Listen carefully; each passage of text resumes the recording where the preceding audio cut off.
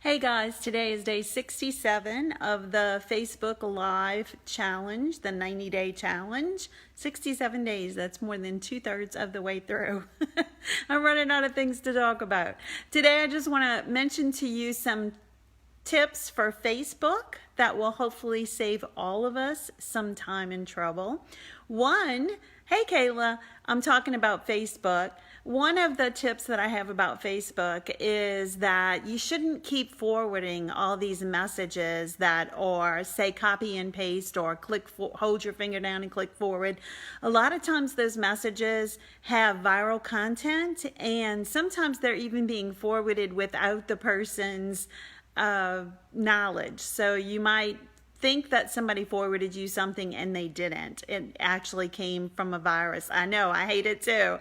I get tons of messages, and the one I've been getting recently, and I am not condemning the people that forward these because I know they have good intentions, but I got several that said the same thing recently, that the person received a friend request from me and I needed to check my account. Well, first of all, a little note of clarity on that. When you get a friend request from somebody that's already your friend, there's nothing wrong with that person's account. It's somebody created a duplicate account. So it's a fake account created under the same name using the same picture as your friend's account. So if you get a request from somebody to be their friend and you're already friends with them, just don't accept their request. And if you want to check with the friend through another source by calling them or emailing them or sending a message to their actual Facebook account, you can then find out if the friend request was legitimate, because sometimes people do create new Facebook accounts for whatever reason.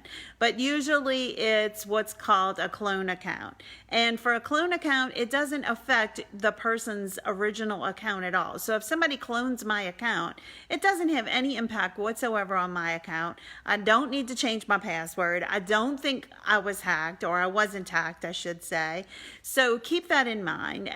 It drives me crazy when I see people write on somebody else's wall, I just got another friend request from you, your account's been hacked. Okay, if they had actually hacked the account, they wouldn't be able to send a friend request to somebody that was already friends with the person. It's two separate accounts. So that makes me a little crazy.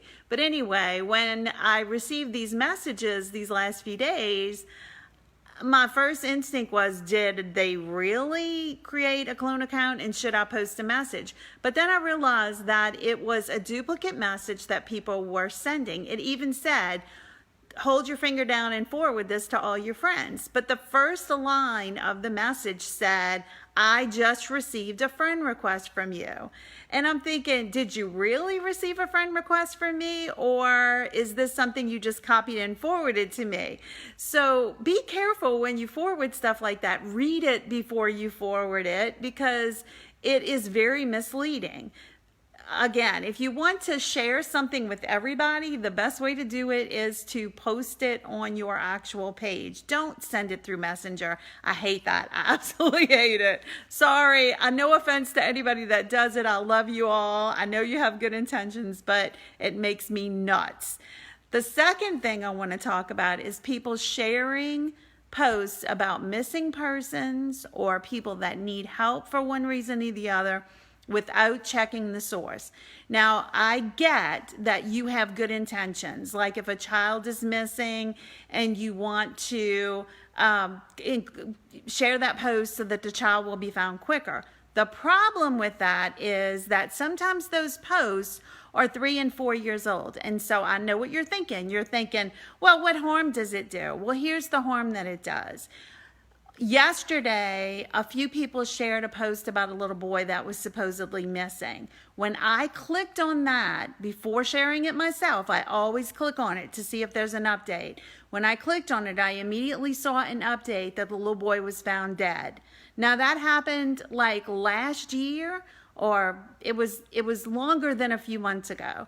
The problem with that is, if you're the mother of that child, and your child was missing and then was found dead 4 or 5 days later, but 6 months later, people are still sharing the post about your child being missing, what does that do to you?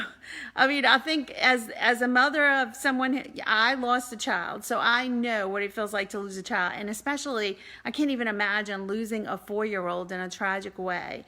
And to keep reading over and over again that people should help you find your son that you already know has been found dead. That's not good stuff. Now, you might be thinking to yourself, well, then those people just need to get off Facebook so they won't have to deal with it. But is that really fair?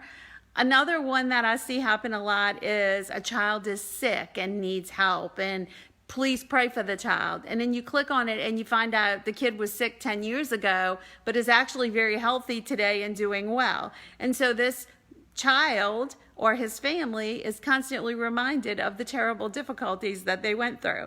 So please, please, please, before you share anything about a missing child or a missing person or somebody needing help, click on it.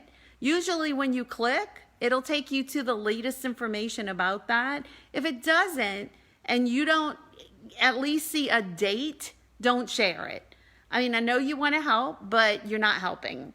And so I'm not trying to be mean. I'm not trying to condemn anybody because I know everybody's intentions are good, but just keep that in mind. If you click on it, look for a date. If it's old, don't share it unless you take the time to go research it and find out what the latest information is. Just some unsolicited Facebook advice for you guys. I love you. I will talk to you tomorrow.